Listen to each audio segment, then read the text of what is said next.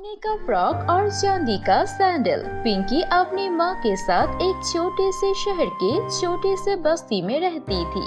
पिंकी के पिता नहीं थे, उनकी मृत्यु बहुत पहले हो चुकी थी। पिंकी की माँ लोगों के घरों में काम करके अपना और अपनी बेटी पिंकी का गुजारा करती थी।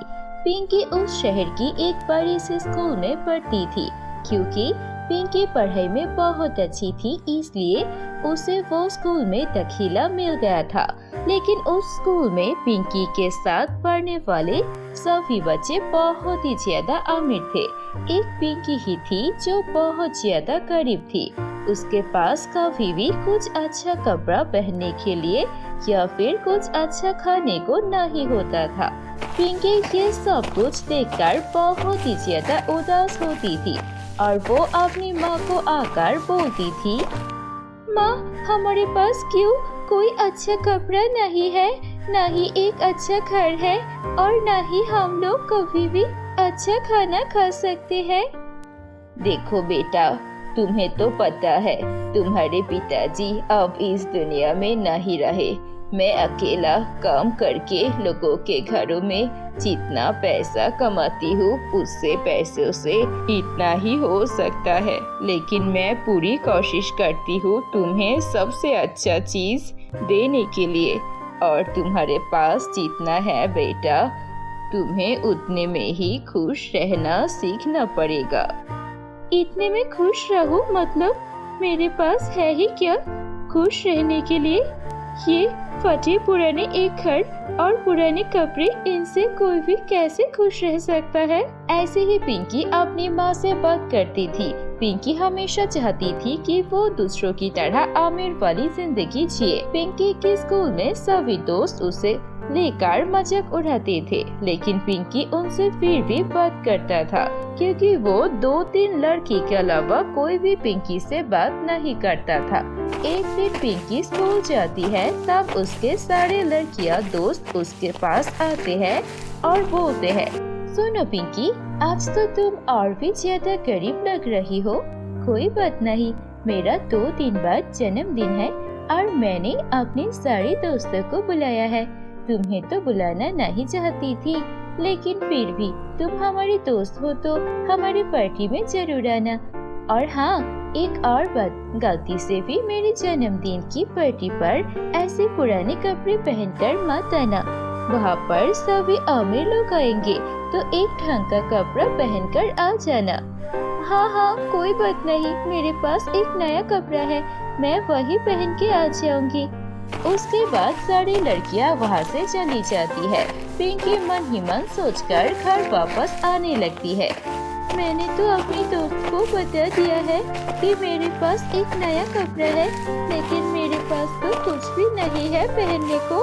अब मैं क्या करूँगी? पिंकी घर जाकर अपनी माँ से पूछती है, मेरे दोस्त का जन्मदिन है, लेकिन मेरे पास तो कुछ नहीं है, अब मैं क्या पहन कर जाऊँगी? ये तो बहुत ही ज्यादा चिंता की बात है। मेरे पास भी अब कोई पैसे नहीं है जो मैं तुम्हें एक नया ड्रेस खरीद कर दूं।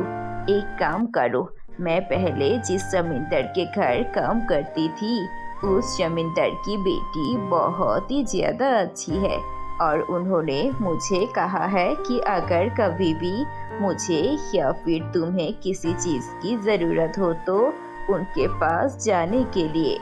अरे वो निशी दीदी, वो तो बहुत अच्छी है।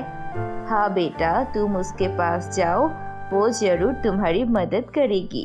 उसके बाद पिंकी जमींदार की बेटी निशी से मिलने चली जाती है। निशी पिंकी से बहुत बड़ी थी और वो पिंकी को बहुत पसंद करती थी। निशी दीदी, क्या आप मुझे कोई भी कपड़ा दे सकती हो? 2 दिन बाद मेरे दोस्त का जन्मदिन है और मुझे वहाँ पर पहनकर जाने के लिए कोई अच्छा कपड़ा नहीं है। कोई बात नहीं, तुम जाकर देखो, तुम्हें जो भी कपड़ा चाहिए तुम यहाँ से लेकर जाओ। उसके बाद पिंकी निशी की सारे कपड़े देखने लगती है।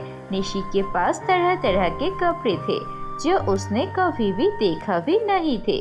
उसके बाद पिंकी एक सोने का फ्रॉक और चांदी का सैंडल पसंद करती है। दीदी, मुझे ये सोने का फ्रॉक और चांदी का सैंडल बहुत पसंद आया है। क्या मैं इन्हें लेकर जा सकती हूँ? देखो, ये सब कुछ असल में सोने का और चांदी का है, लेकिन कोई बात नहीं, मैं तुम पर और तुम्हारी माँ पर बहुत भरोसा करती हूँ। इन्हें लेकर जाओ और मुझे वापस कर देना। पिंकी खुश होकर सोने का फ्रॉक और चांदी का सैंडल लेकर घर जाने लगती है, लेकिन रास्ते में उसे कुछ चोर मिलते हैं। वो चोर पिंकी को पीछे से मारकर बेहोश कर देती है और सोने की फ्रॉक और चांदी की सैंडल लेकर वहाँ से चला जाता है। कुछ देर बाद जब पिंकी को होश आता है तो वो देखता है उसके पास ना तो ड्रेस है और ना ही सैंडल। वो रोने लगती है। तभी वहाँ पर उसे एक पेड़ दिखाई देती है, जो पेड़ बहुत ही बुरी तरह से टूटा हुआ था। पिंकी को उस पेड़ के लिए बुरा लगता है।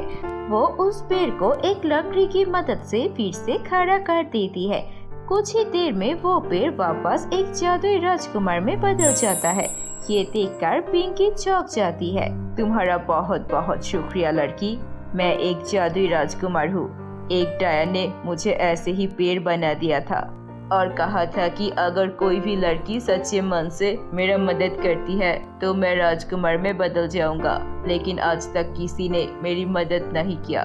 तुम पहली हो जिसने मेरी मदद की। मैंने तुम्हें रोते हुए देखा है और मुझे पता है तुम्हारे साथ ये सब क्या हुआ है। मैं तुम्हें एक जादुई सोने की फ्रॉक और जादुई चांदी का सैंडल देती हूँ। ये कोई मामूली फ्रॉक और सैंडल नहीं है।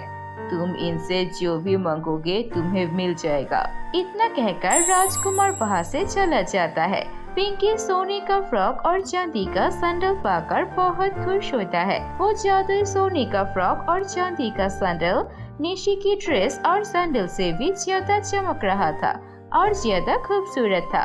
उसके बाद पिंकी उस जादुई सोने का फ्रॉक और चांदी का सैंडल से वैसा ही सोने की फ्रॉक और चांदी के सैंडल मांगती है, जैसा उसने निशी दीदी से लिया था। पिंकी, ये रही तुम्हारी सोने की फ्रॉक और चांदी की सैंडल। ये बिल्कुल वैसे ही है जैसे तुमसे चोरी हो गई थी। उसके बाद पिंकी बहुत खुश हो जाती है। कुछ दिनों में पिंकी और उसकी माँ दोनों ही अमीर हो जाते हैं। उसके जिंदगी में किसी भी चीज की कमी नहीं होती है।